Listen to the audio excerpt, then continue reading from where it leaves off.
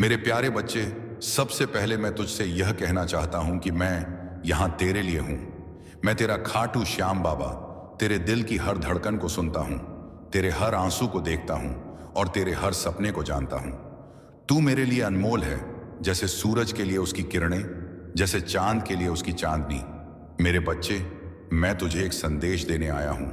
एक ऐसा संदेश जो तेरे जीवन को बदल देगा, जो तुझे उस राह पर ले जाएगा जहां तू हमें से पहुंचना चाहता था। यह संदेश सिर्फ शब्दों का समूह नहीं है मेरे बच्चे, यह मेरे दिल से निकली एक पुकार है, एक आशीर्वाद है और एक वादा है कि मैं तुझे कभी अकेला नहीं छोड़ूंगा। तू सोच रहा होगा, बाबा तू मुझे क्यों बुला रहा है? क्या मैंने कुछ गलत किया? क्या मेरे जीवन में कुछ ऐसा है जो तुझे परेशान कर रहा है?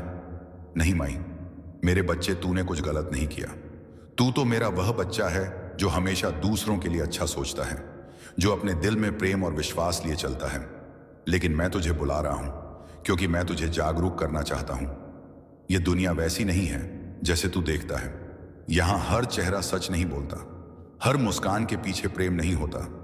मैं तुझे यह सब इसलिए बता रहा हूं ताकि तू तैयार हो सके, ताकि तू अपने सपनों को सच करने के लिए सही रास्ता चुन सके। एक कहानी सुन मेरे बच्चे। बहुत समय पहले एक छोटा बच्चा था जिसका नाम था गोपाल। वह अपने गांव में सबसे मासूम और भोला था। एक दिन वह जंगल में खेलते खेलते खो गया।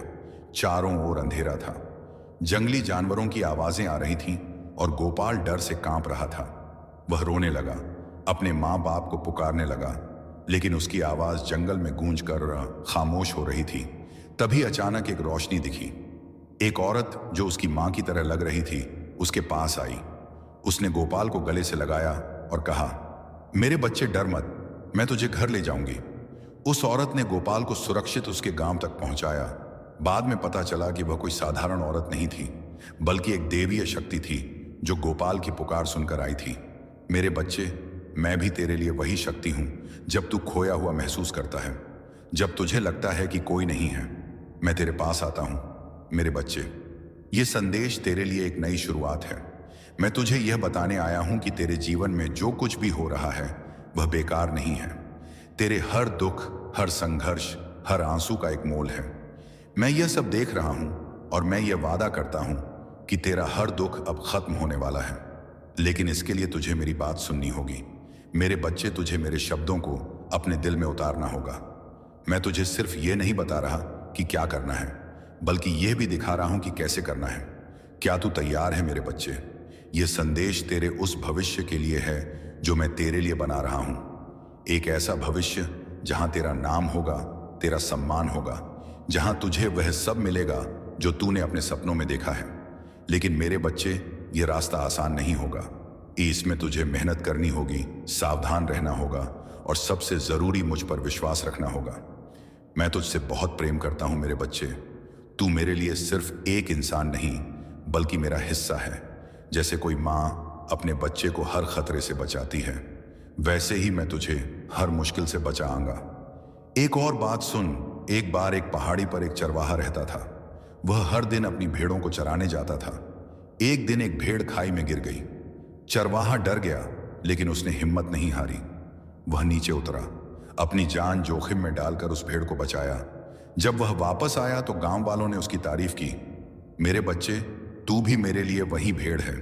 अगर तू कहीं फंस जाए, मैं तुझे बचाने आऊंगा। मेरे प्यारे बच्चे, तू मेरे लिए एक साफ झील की तरह है, शाह सुंदर और हर किसी को अपनी गहराई में झांकने का मौका देने वाला। लेकिन इस दुनिया में हर कोई उस झील की कद्र नहीं करता। मैं तुझे एक कड़वा सच बताने आया हूं मेरे बच्चे। तेरे आसपास कुछ लोग हैं जो तेरे सामने तो मधुर बोल बोलते हैं, तेरे साथ हंसते हैं, लेकिन जैसे ही तू उस जगह से हटता है, उनके चेहरे बदल जाते हैं। वे तेरे पीठ पीछे जाल बुनते हैं, तेरे बारे में जहरीली बातें फैलाते हैं। ये सुन सुनकर तेरा दिल टूटेगा, लेकिन मैं तेरा बाबा हूं। मैं तुझसे कुछ नहीं छुपाऊंगा। तू भोला है मेरे बच्चे।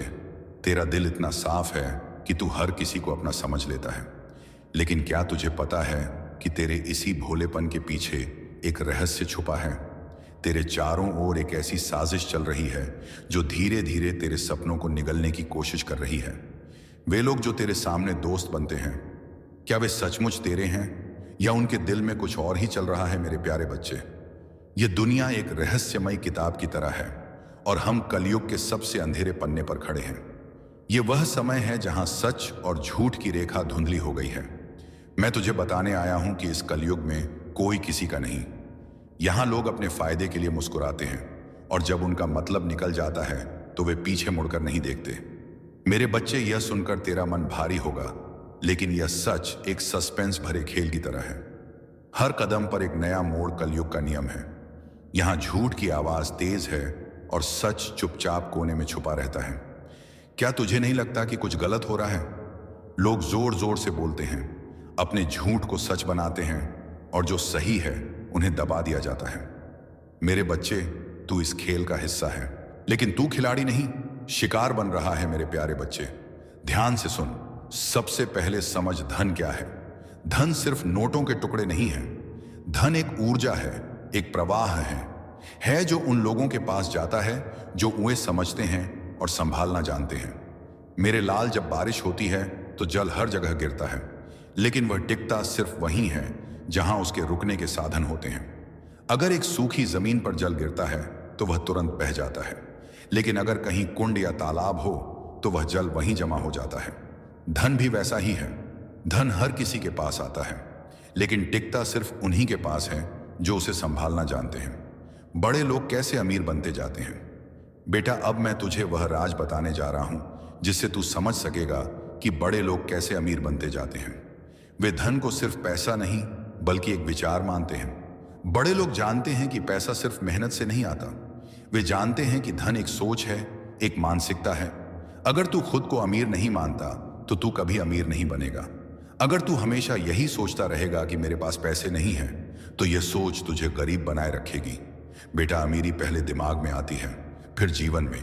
अगर तू सोचता है कि मैं पैसा कमा सकता हूं, मैं अमीर बन सकता हूं, तो यह सोच तुझे धन के अवसरों की ओर ले जाएगी। वे धन के नियमों को समझते हैं। बच्चे, धन के कुछ अटूट नियम होते हैं। अगर तू इन्हें समझेगा तो धन तेरी ओर आएगा। अगर तू इन्हें तोड़ेगा तो धन तुझसे भाग जाएगा। धन के 5 अटूट नियम। इवन जो धन को बचाता नहीं, वह अमीर नहीं बन सकता। डाम, जो धन को सही जगह निवेश नहीं करता, वह गरीब ही रहेगा। जो धन को सिर्फ खर्च करता है, वह कभी सफल नहीं होगा। 4, जो धन को बढ़ाने के तरीके नहीं सीखता, वह गरीबी से बाहर नहीं आएगा। 5, जो सोचता है कि पैसा सिर्फ मेहनत से आता है, वह अमीर नहीं बनेगा। बेटा, बड़े लोग इन नियमों को अपनाते हैं और इसी कारण वे और अमीर बनते जाते हैं। वे मेहनत नहीं, समझदारी से काम करते। मेरे लाल, मेहनत जरूरी है, पर बुद्धिमानी के बिना मेहनत व्यर्थ है। अगर तू एक दिन में 100 ईंट उठा ले और कोई दूसरा व्यक्ति मशीन से एक दिन में 1000 ईंट उठा ले, तो कौन अमीर बनेगा? जो समझदारी से मेहनत करेगा वही अमीर बनेगा। बड़े लोग मेहनत से नहीं, स्मार्ट तरीके से काम करते हैं। वे अपनी ऊर्जा को सही जगह लगाते हैं। छोटे लोग मेहनत करने के बाद भी अमीर क्यों नहीं बन पाते? अब मैं तुझे बताऊंगा कि जो छोटे लोग दिन रात मेहनत करते हैं, वे अमीर क्यों नहीं बन पाते।